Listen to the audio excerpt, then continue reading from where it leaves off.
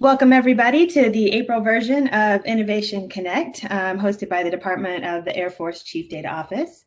Many of you attended our event last month. I've heard it was a really good one. We had Mr. Nick Boone from the U.S. Army Engineer Research Development Center, and Mr. Richard Kulata, who was the Chief Executive Officer of the International Society for Technology and Education. I know we've got great guests today, too, so I'm pretty excited about today. We have a presentation from Defense Acquisition University with Ms. Elizabeth Bryant, Professor of Contract Management, and Mr. Antonio Brown, the Associate Dean of Defense Systems Management College. And following that, we'll have a presentation by the National Guard Bureau of Space Operations with Lieutenant Colonel Autumn Lorenz, who is the space modernization lead there.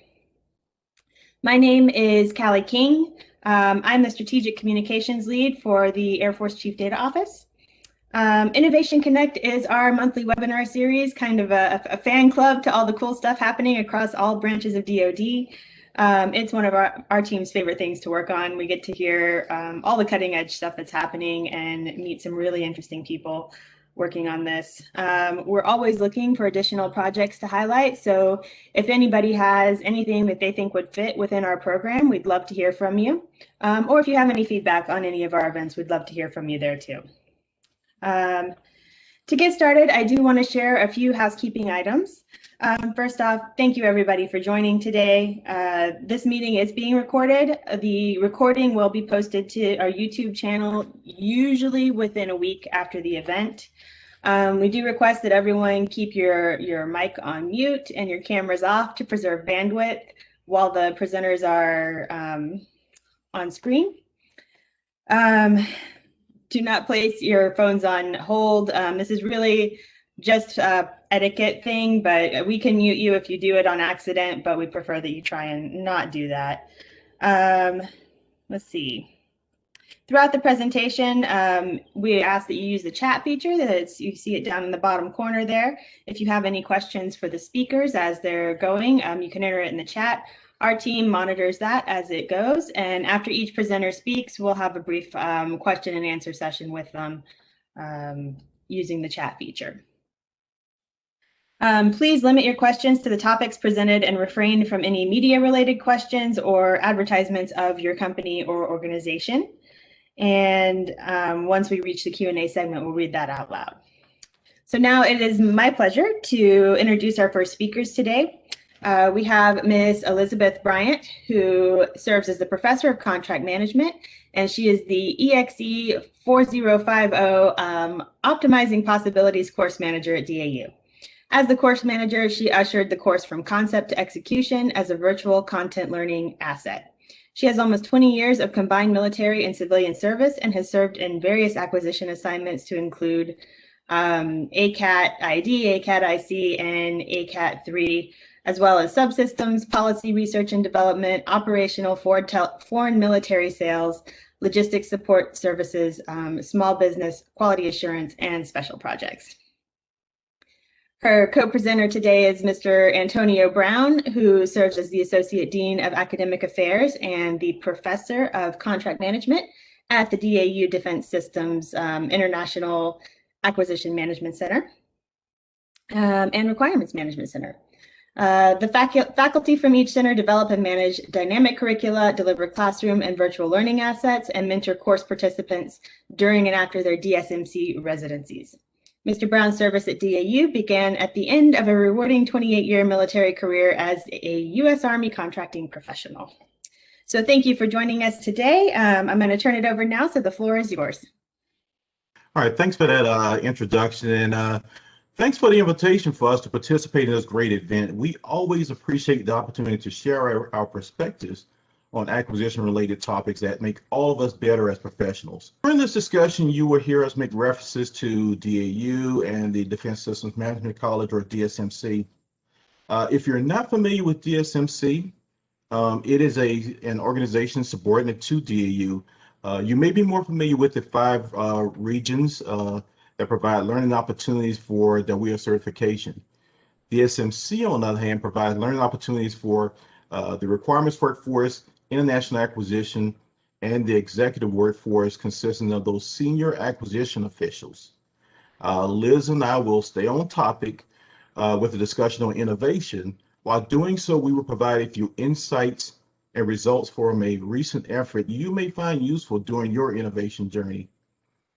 We welcome your thoughts, and please feel free to stop us at any time if you have any questions. Let's go into slide 3, please.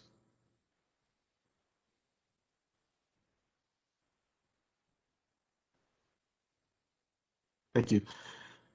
Before we get too deep into this discussion, let's start with a common understanding of innovation. And if I take out my smartphone right now and do a simple Google search on innovation to find, I will see words like new idea, new product, or a new method.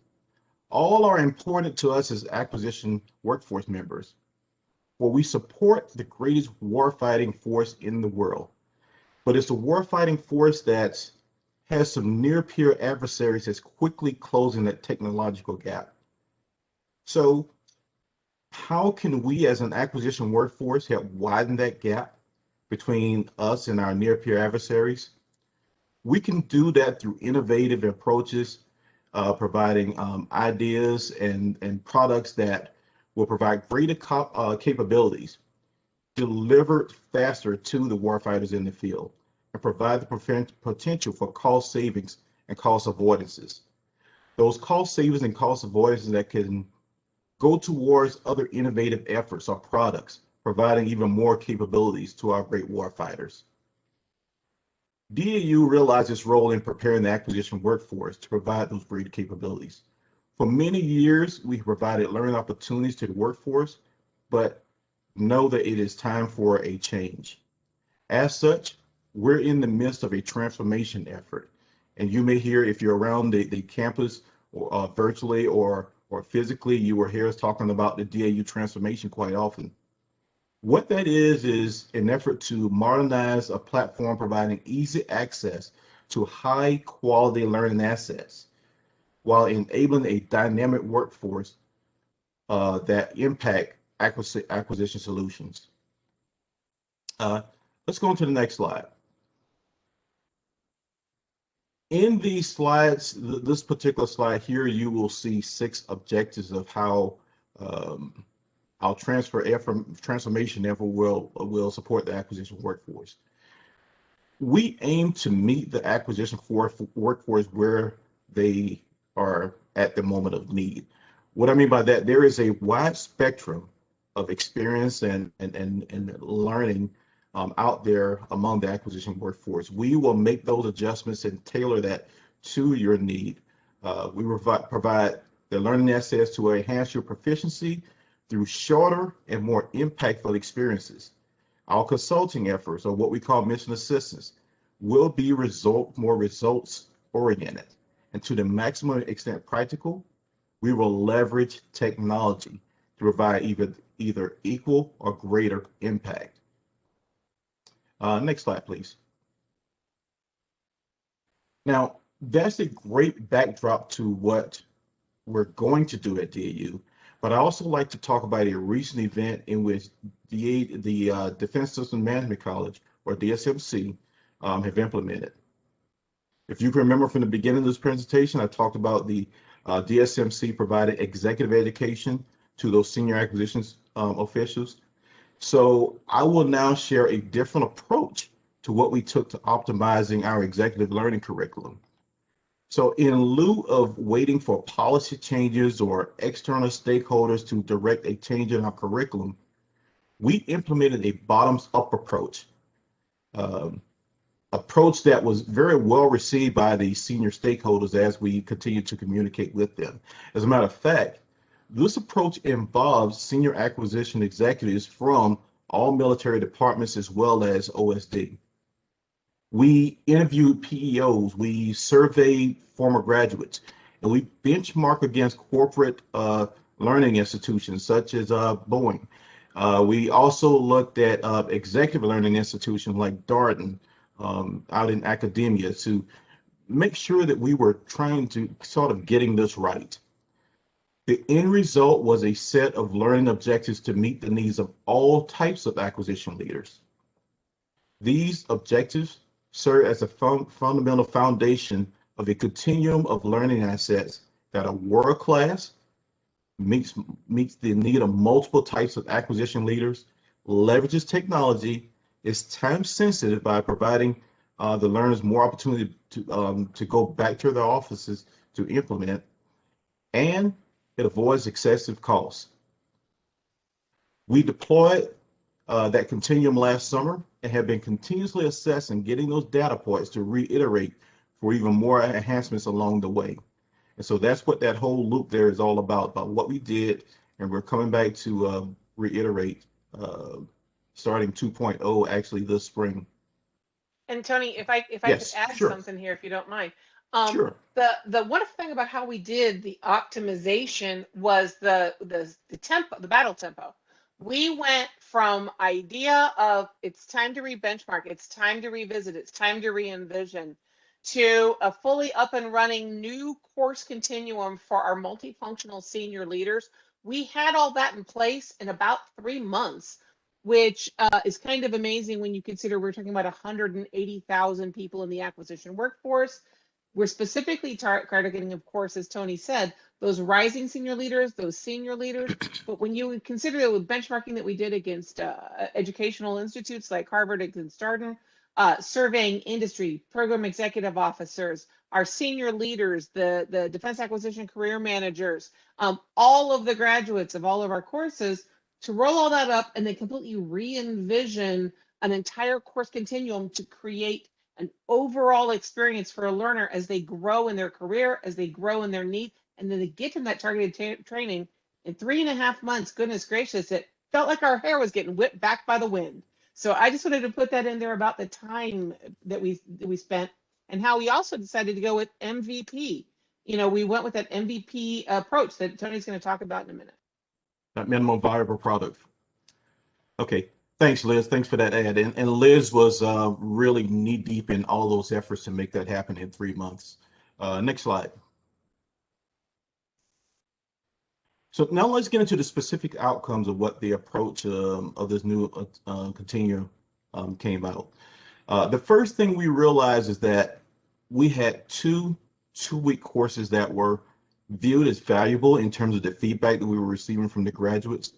But then once we went out and consulted the senior leaders, got the feedback from the senior leaders, the former graduates, and what have you, we found that the content of those two courses no longer met the need of the acquisition leader. Additionally, both were very costly in TDY expenses in that it required the participants to be away from their office for 2 solid weeks each. So instead, we listened to you, the individuals that we surveyed in interviews. We listened to the desire for a tool to provide enhanced problem-solving skills and innovation skills. And what we did from that is we developed 2 virtual 1-week courses that are more impactful, shorter in duration, and requires no TDY at all, which comes to a cost avoidance, of course. And Liz is going to explain that a little bit here in a few. Another result of the optimization effort was that we developed more impactful program management courses while reducing the course length from 3 weeks for, if you're familiar with PMT 401, the program managers course, and for 402, the executive program managers course, we reduced that by 1 week. Again, another cost avoidance. In addition to taking those initiatives with the executive course, we looked across the spectrum of the requirements in international acquisition centers, duplicated that, and across the board, we came up with cost avoidance of about $1.8 million. Might not be a lot, but added together with a lot of other things, with a lot of other organizations taking small innovative approaches, is huge for the Department of Defense, ties back into greater capabilities for our warfighters. Next slide. So most of what we accomplished started back in the winter of 2019, pre-COVID. And I like to use this quote by Mike Tyson: everyone has a plan until they get punched in the mouth. Well, we got punched in the mouth with the COVID pandemic. While the pandemic was unfortunate, we came back swinging. We turned that strategic pause into an opportunity by becoming more proficient in tools, starting with WebEx in delivering our learning assets, and then transitioning over to Microsoft Teams from Education. These tools open the door, or the virtual door, for worldwide participants as well. Liz had one participant that chimed in from overseas. The other thing about it, we did it without any TDY expenses. Now, with the program manager course and the senior executive program manager courses, we continue to deliver those temporarily through the virtual platform. The intent is for these courses to return to brick and mortar in resident type delivery after the pandemic. However, in the meantime, while I say we're iterating, we are exploring the possibility of a hybrid delivery option, where we will have some learners in resident, some virtual at the same time for the same offering. Next slide. So now we'll turn over to Liz to talk a little bit specifically about two of the courses that we developed and how they may impact you, or how they may be impactful or useful to you. Over to you, Liz. Hi, everybody. My name is Liz Bryant. Delightful to meet you. So I'm going to talk to you about the two virtual courses that were a result of all of this purposeful destruction, I like to think of it. We purposely looked at what we did and said, you know what? Let's see how we can do it better. And then we took a holistic look and a completely unbiased look, and out of that came two brand new courses. The first of which is EXE 4000 Problem Solving for Tomorrow's Defense Leaders. The course manager for that is a lovely, very smart fellow named Mike Cornwell. He's actually getting ready for a course offering that's going to start in a couple weeks. And this course is about giving the tools and skills, thinking models, problem-solving skills, problem-solving models to our rising senior leaders that are multifunctional. Once upon a time, the Defense Systems Management College was known as the School of Program Managers. But we all know there are leaders in every acquisition workforce, and we have them all in EXE 4000 and 4050. And we also have a representation from throughout the Department of Defense. Army, Navy, Air Force, Marines, sure, we got those. We also have the Defense Intelligence Information Agency. We have people from the Defense Contract Management Agency, the Defense Contract Audit Agency. Oh my goodness, I could keep listing them. But we also have learners from the United States Coast Guard, from the Department of Transportation, from the Veterans Administration, and I could keep going there too. The wonderfulness of that is the sharing of lenses, the sharing of experiences. When people come into the Defense Systems Management College, we don't do, we teach you this, and then you do a test. This is about us sharing and learning and growing together.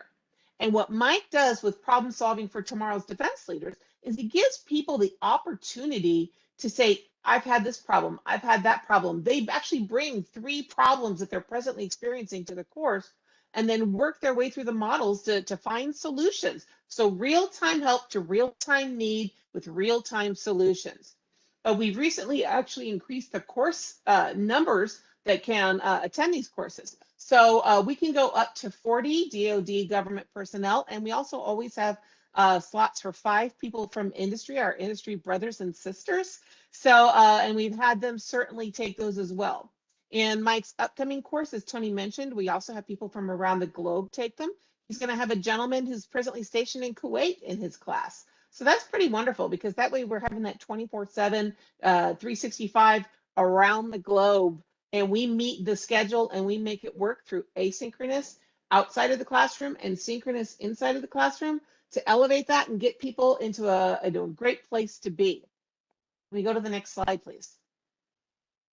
The first day of EXE 4000, the problem solving course, that day is about giving people thinking and problem solving tools on days 1 and 2 to get them start thinking about what are those tools I need to add to my toolbox. How do I stop thinking of, well, I've always done it this way? How do I solve problems? And they work through problem articulation strategies and design thinking and parallel thinking and start to consider different learning tools, different thinking tools. Day 3 is about your thinking biases. Well, I've always thought that way. It's always worked for me.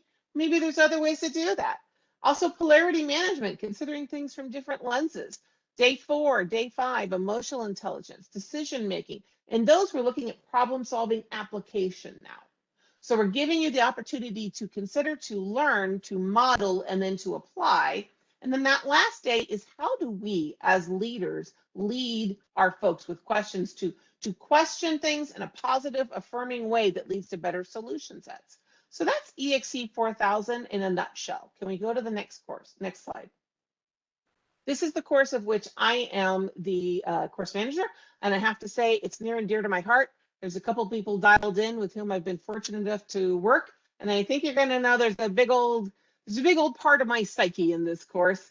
This course is about how do we innovate together? How do we grow together?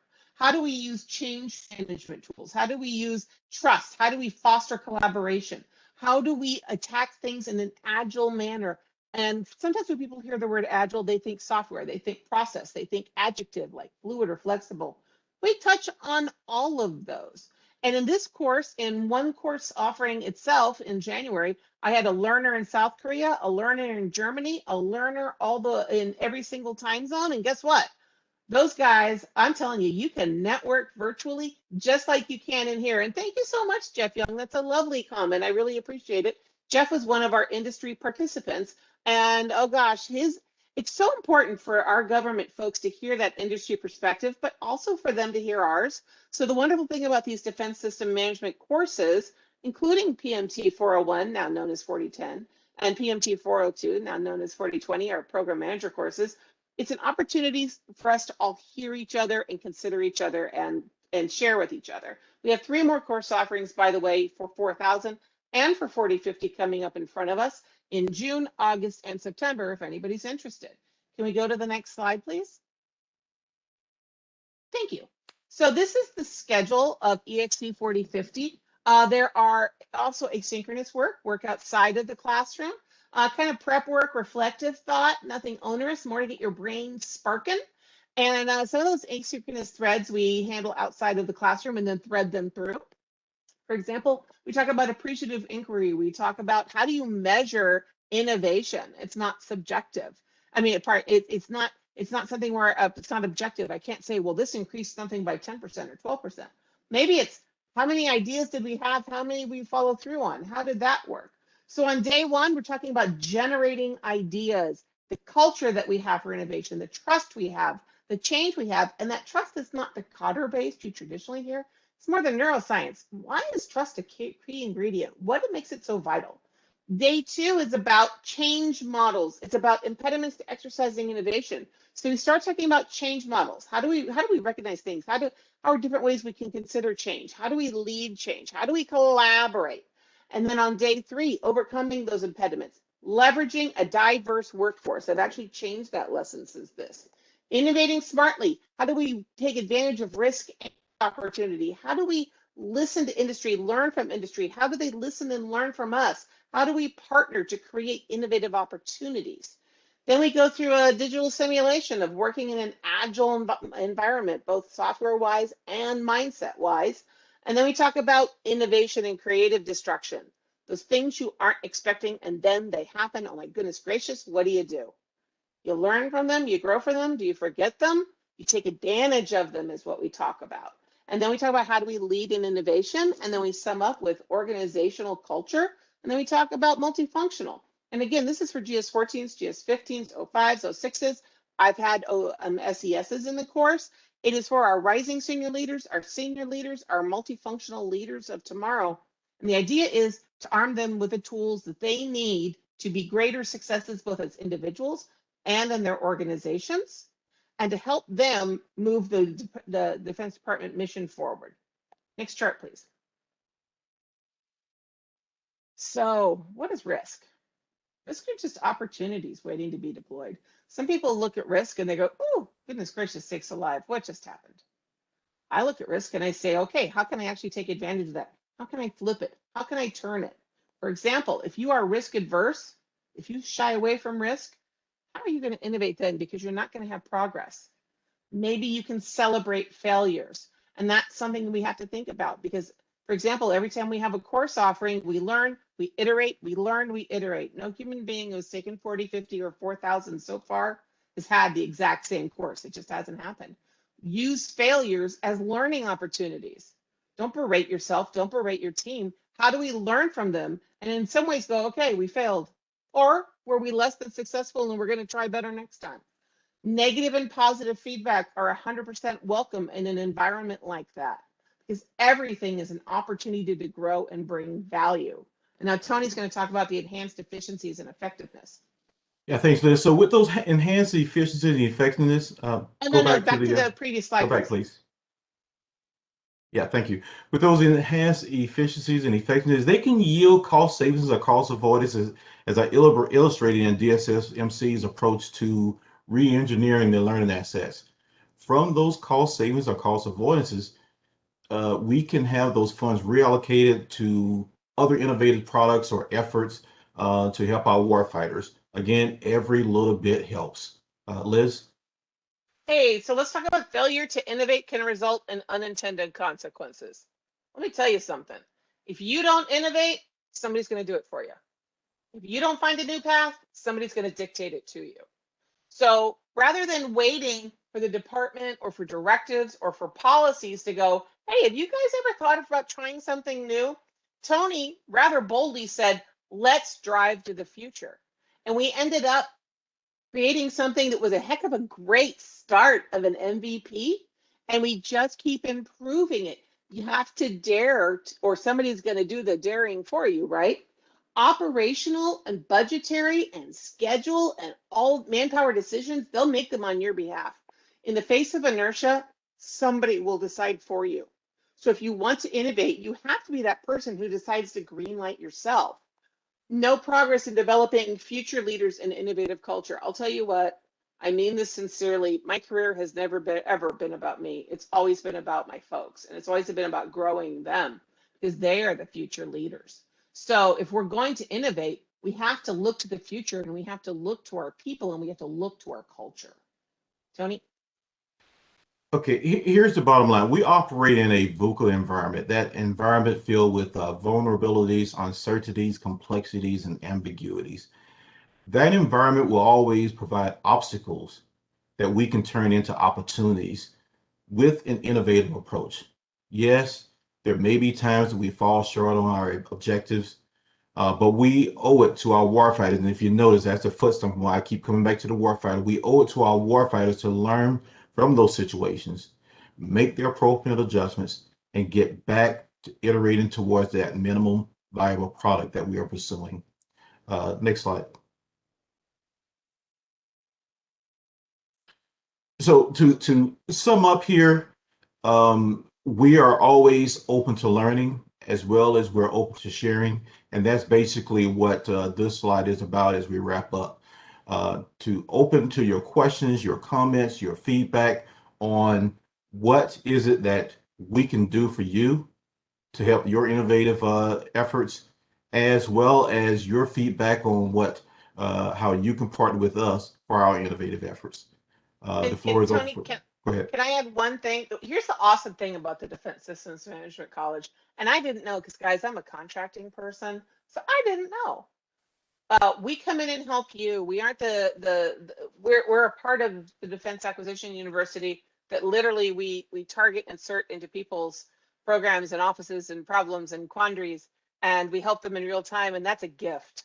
So how can we help you? How can you help us? Thoughts that we can maybe help you innovate with, or maybe something we could consider in our curriculum.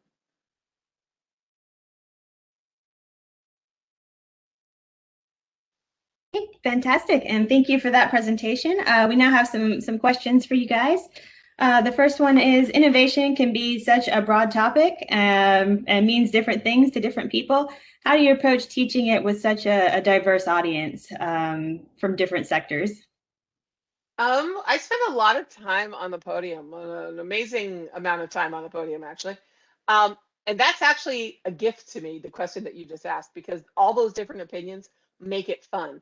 The goal for me of being on the podium or facilitating or being in a course is I should not be the one talking. You guys should be the ones helping us all to learn.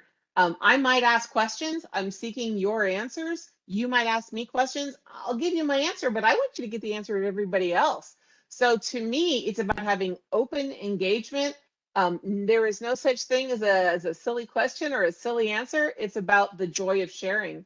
And through that, the spark of, oh my gosh, you guys do that in the Navy? Holy Toledo, what a great idea. I'm going to steal that back from my Army or Air Force office. Or wait, what did you guys try to do?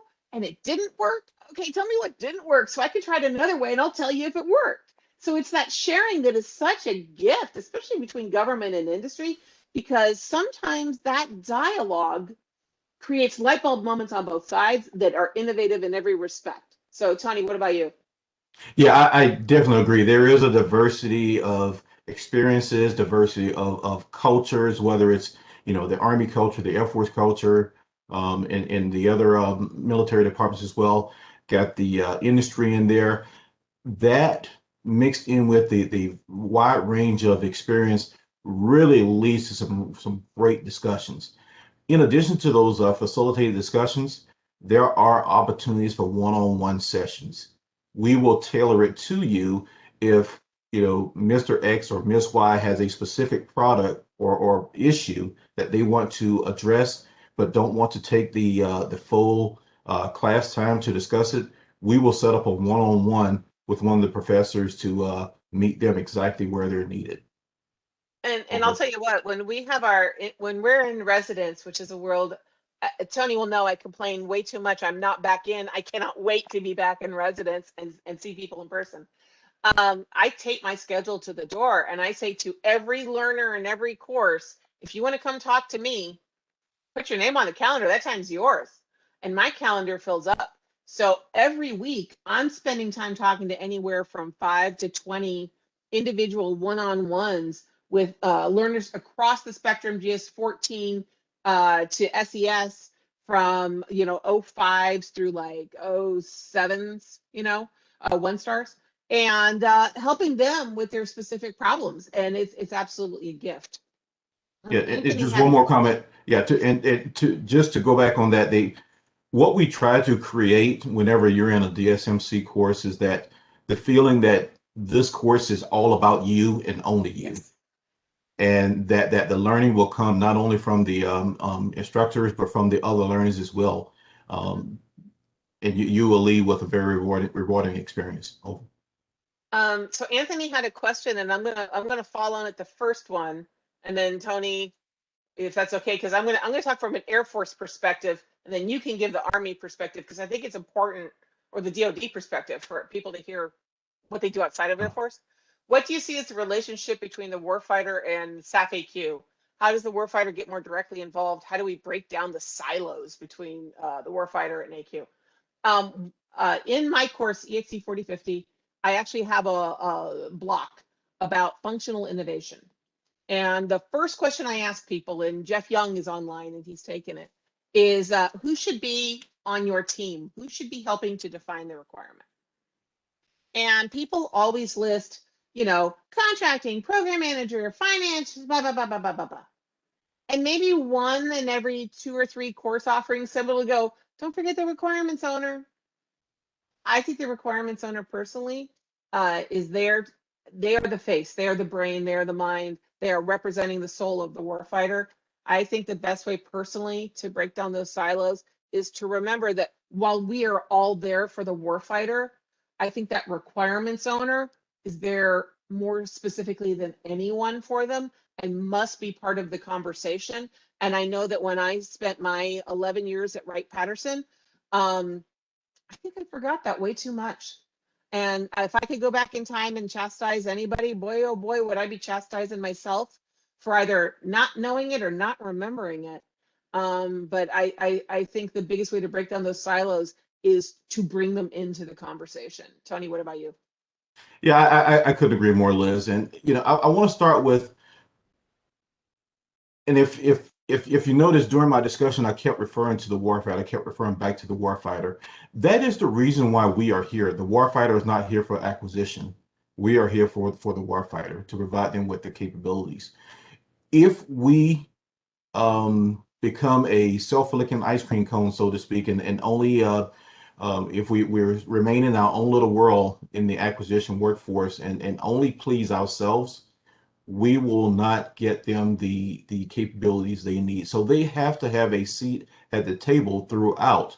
Now, how can we break that down? It's one of those things that it's definitely a culture change because the silos do exist. It would have to break down through culture change and through leadership. I would say that, and I'm not speaking for DAU on this, I'm speaking on behalf of Tony Brown. I don't think there's a silver bullet answer. There are a combination of things, but all those combinations come back to culture change and strong leadership. Absolutely. Anthony had another question. Go, Anthony.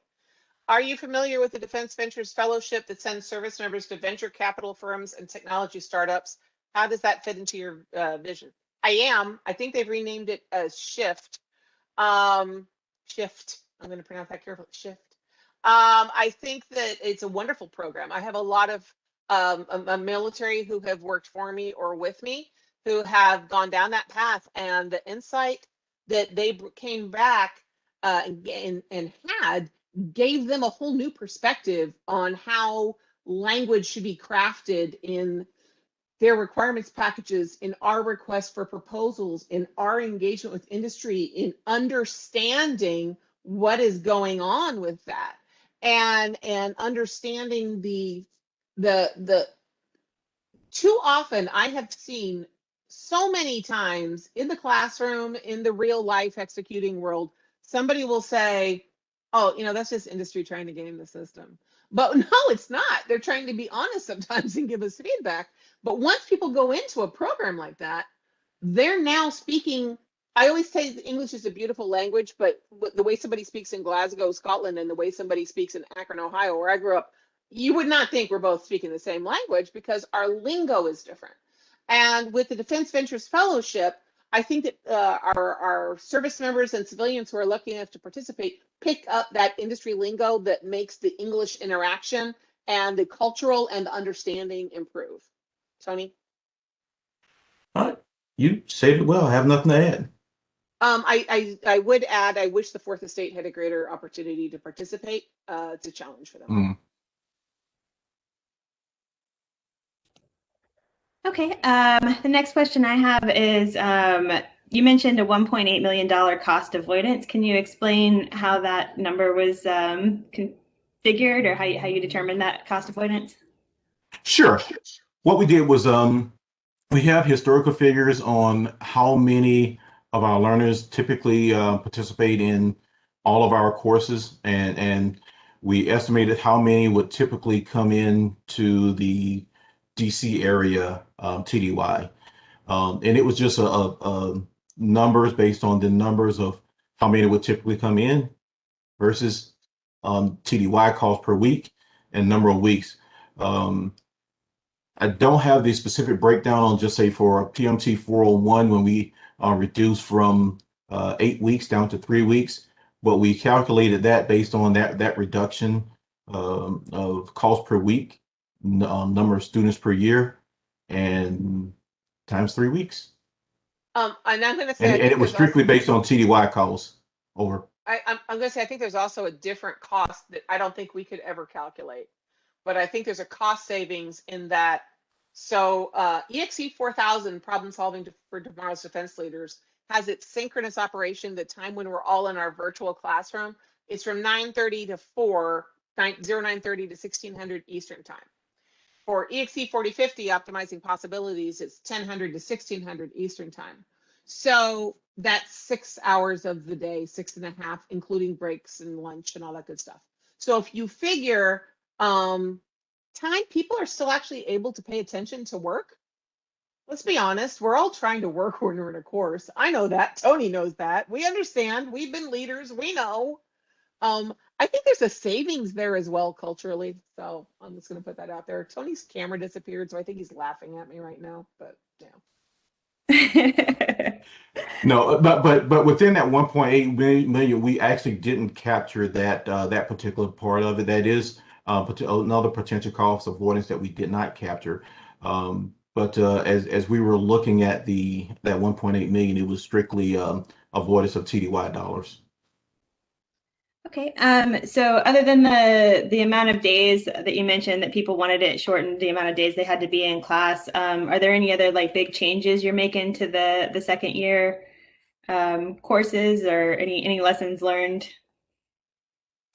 Yeah. So one of the things that we've leveraged the virtual platform, and we realized that for example, like our 4010, our program managers course and our senior program managers courses, they are definitely, we're delivering them very well right now, but because of the complexity and the high level of engagement between those senior acquisition leaders, they really should be in resident courses. We will continue to deliver those in residence in FY22, assuming we will be post-COVID and back to relatively normal operations.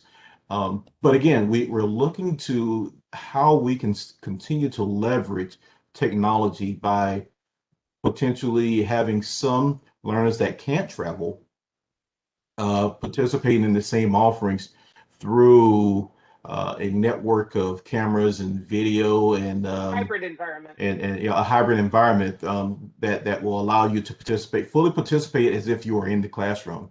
That is one. And some others, we are going for some of the former in-resident classes, we're going straight virtual. And EXE 4000 and EXE 4050 will remain virtual. They will never Right. have in residence variants. They were purposefully designed that way. And I think that's something for people to think about is when they come into these courses, they are purposefully designed for an environment. Yeah. So to have an in residence variant would take a course redesign. Okay. And then unless we get any others in the chat, I have one more question, and that is for any senior leaders that are interested in taking this course, how do they enroll and how do they qualify to get in DAU courses? Good question. For EXE 4000 and EXE 4050, you sign up with the Air Force. You would just go through your normal sign up process, and then the DACM pretty much racks and stacks and put people in. For FY22, and remember they're multifunctional. For FY22, EXE 4000 and EXE 4050 are hard prerequisites for PMT 4010, the program managers course. But you would just go through your normal enrollment process. But Tony, for the 4010 and 4020. Yes, I will add in that you know, I'm frequently asked, well, DAU, you blocked me out of this course, I can't get in. We provide allocations, seating allocations to the DACMs, and the DACMs prioritize who can and cannot get in. And we, to as best we can, open as many seats as possible. And if one of the services cannot fill all of their seats for quotas, we will then open it up to other services who go above their quotas. So, but the bottom line is, Liz described it perfectly. You would have to route it through your training request through the DACM. And we do our absolute best to make it happen for everybody. Okay, thank you both for being here. That was a fantastic presentation. That sounds like a very interesting series of courses. So we appreciate both of your times. Thank you. Thanks for the opportunity. Thank you. All right, our next presenter is Lieutenant Colonel Autumn Lorenz, who serves as the Director of Space Requirements and Modernization for the National Guard Bureau Space Operations Directorate. She develops, coordinates, and executes Air National Guard space modernization plans by identifying, verifying, and validating field critical requirements and solutions for domestic response and abroad. She facilitates the Air National Guard space capability and equipment requirements, identification for 1,008 guardsmen, 14 units, 7 states, and 1 territory to provide a ready and relevant National Guard space force. Lieutenant Colonel Lorenz has served in the military since 2005 and since has received numerous awards and decorations for her outstanding service in the Department of Defense. So Lieutenant Colonel Lorenz, thank you for your time today, and the floor is yours. We'll get your slides pulled up right now. Okay, great. Thank you, Callie. Good afternoon. Thank you, everyone, for giving me the opportunity to introduce the National Guard Bureau's rapid acquisition approach, and also being able to showcase some of our current space initiatives we've been working on. The past few years, the National Guard Bureau has invested significant time and money to fill capability gaps and also increase capabilities for the warfighter, specifically, within the space modernization. So today, I want to provide a quick overview of our Guard Space Force missions, also explain the Guard Bureau's modernization process, and then we'll dive into a few of our current priorities and projects our very small team is working. Next chart.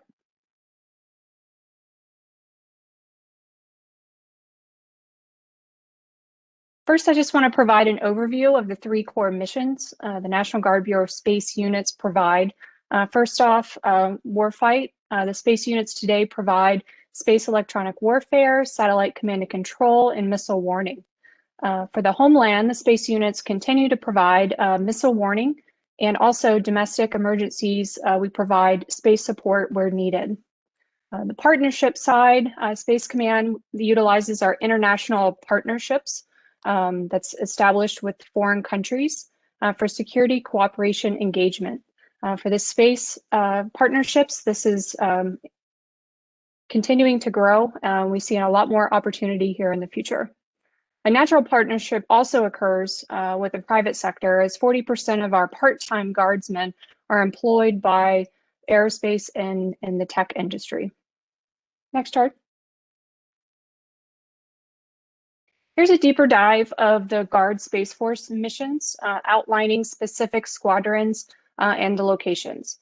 In the gray boxes, you'll see the space intelligence and space electronic warfare squadrons that we're standing up to support Space Force emerging requirements. In total, Space Force, National Guard Space Forces include about over 1,000 full-time and part-time guardsmen. Next chart. The mission of Space Requirements and Modernization Division is to represent the Guard during the DoD requirement processes, but we have a unique task also to modernize the Guard equipment and workforce as well. So I just wanted to highlight the third bullet there. The primary mission to support modernization is we work directly with the Guardsmen to identify, verify, and validate critical priorities. Specifically, these are capability shortfalls, enhancements to the current missions and the weapon systems the Guard units operate on. So our main focus is the right capability in the hands of the warfighter now, not 5 years, not 10 years, but taking the legacy equipment they have, and how do we make those more capable for the warfighter through identifying the gaps, but then also enhancements, learning about new technology out in the workforce. Next chart. For this chart, I just wanted to highlight the complex, long traditional acquisition timeframe most of us are very familiar with. I kind of hold this near and dear to my heart on my active duty career. But within government and industry, this is kind of our Bible for the acquisition community. Traditionally, most of us work, 5 to 10 years on acquiring and fielding a weapon system. Next chart. But in GB space modernization, we do not follow the traditional acquisition framework, but we tailor it much like the rapid acquisition process shown here. So instead of way up front, 5-year development just in the design phase, we kind of come in more at a advanced TRL level, tech readiness level, 7 or 8 or higher. We focus on COTS and GOTS, commercial off-the-shelf and government off-the-shelf solutions, working a lot with industry and the current program offices to highlight what is that technology that's at that higher readiness level that may fit our needs. So our process is mainly for procurement purchases that are designed, but there is some money available for integrating that to fit our needs or the Guard operation systems. Next chart. So I wanted to highlight here the traditional sources of funding for Space Force and the Guard. The traditional cycle, the POM, Program Objective Memorandum, most of us are familiar with for the budget. Active duty focuses, on receiving their funding that way and executing acquisition programs through the POM. For NGB modernization, we're a little different. So we accept funding as congressional ads, whether it's procurement, RDT&E, we do accept those and manage that funding. Or the majority of our funding comes from the National Guard and Reserve Equipment account. So this is a very unique process, but with these two, whether it's congressional ads or the INGRIA funding that we receive direct from Congress, we still validate them through the Space Force corporate process. So we still validate that with active duty. To the right is a breakdown of our previous year's funding, just in INGRIA, just to give you a scale of total for the Air National Guard, what we receive and what space is received. Wanted to highlight that INGRIA has its own designation. It's 0350. It's procurement only, and it's not tied to specific programs when we get the funding. Each year, as you can see, the amount is unpredictable. FY20 was interesting. We received no money. So we never know what we're going to get. Most of it's targeted for, like I said, the higher TRL projects. So 20% of the cost, realizing that most of the cost is, from the traditional acquisition cycle is seen up front with the design, and also toward the end on the sustainment side. So we're looking at 80% of the capability. We're not looking for 100% of the solution at 20% of the cost. And then just want to highlight again the rapid acquisition approach. We look at fielding capabilities from months of receiving the money to a few years. Our goal is enhancing warfighter readiness and effectiveness with the legacy systems they have at home and abroad. And then on the chart on the right with the space side, I just wanted to highlight the significant growth there. That's been made possible due to the significant job the Space Guardsmen have done in determining what are those space capability gaps and enhancements, and doing the verifying and validating of those requirements, which I'll get into in a little bit, and then getting the approval to fund and field those solutions. So in the past, a lot of our Guard units were maturing and coming up to speed. In the past few years, a lot of work has gone into verifying and validating these space critical requirements. So therefore, getting more funding to field those. Next chart.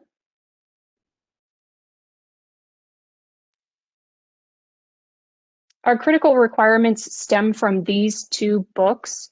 The books stem from two annual conferences. So we have the Air Reserve Component WEPTAC and also the Domestic Capability Priorities Conference held annually. During that time, representatives, wing representatives from each state and NGB staff work all week long to rack and stack critical requirements and then vote at the end of the week. And then the final results for each section is then briefed to our Guard leadership at the end. For the WEPTAC modernization book, it's based off of major weapon system. All Air National Guard weapon systems are represented on the book to the right, the blue book, and all align with Air Force service core functions as well. For the DCP book, it's arranged by emergency support function, and that aligns with DHS and FEMA response capabilities. So these books, are published every year. We print them and they're available on our website as well. But they're published and available to industry, Air Force, Space Force, OSD, Congress. When we get those in, we usually give those out to our current partners across the board. Next chart. This chart kind of represents our whole process. This can take a month to complete on the left-hand side, or can take a year or two, or not at all. So not every critical requirement is actually fielded, depending on how we verify and validate the critical. So just wanted to highlight on the left, you'll see the conferences I just mentioned. That's kind of, step one. And then from there, those requirements are identified, they're briefed out to our leadership, and then publicized in those books. From then, we work with the field, we work with Space Force, Air Force, Congress. I mean, we work with everyone to educate and talk about those. And then in the middle, you'll see the verification and validation. That's the preponderance of our work. It's verifying and validating those critical requirements with all partners, with everyone involved. And then on the right, it's the funding process. So it starts with Congress and determining yearly how much they want to give us. And then we develop a spend plan and report back to Congress within 30 days what we plan to spend that money on. And then once those critical requirements are verified and validated, and we have the funding to support it, then we run the test and field capability direct with the stakeholders. So this is all encompassed from a staff level to the unit level field person. You know, we're all, you know, one team that help with completing these requirements. And then also wanted to just highlight, it also includes the MAGCOMs, COCOMs, headquarters, SPOs, industry partners, academia. We always look for more partnership and collaboration with other centers and people for this. So we've grown significantly in the past few years and always looking for more partners. Next chart. All right, now I'd like to dive into some of our current space critical priorities that are found in our current 2021 WEPTEC book. The current criticals include space electronic warfare training modernization, space electronic warfare operational equipment modernization, and space intelligence modeling and database capabilities. A lot of these are not new. They're kind of carryovers from each year, but there's a lot of efforts within each of those bullets that you'll see here in a minute. And then the pictures on the left just kind of show within that book and tab R, you know, it lays out here's space operations, here's what the Guard does for space ops, and then lists out the critical capabilities and then also essential and desired. The essential and desired capabilities are more for less readiness, or excuse me, TRL level is much less. So it's design, it's prototype. It's not at a level that it's commercial off the shelf or government off the shelf capable. So those are the ones that kind of we work on for a little while, but look to field, you know, or spend funding on a couple years out. Once we get it to a readiness level or industry gets it to a tech readiness level where we can procure it. Based on the field needs, the Space EW community, as you can see here, has historically been the focus of NGB space modernization. This past year, 2 out of 3 are specific to Space EW. But this year, EW and Intel are the focus, but that doesn't mean it won't change. Next year, the field, you know, could change their mind, and we want to focus on missile warning or some of the other avenues within the Guard. Like I said, it's a field-driven process, so we listen to the field, but then obviously route it through the corporate process for approvals. Next chart.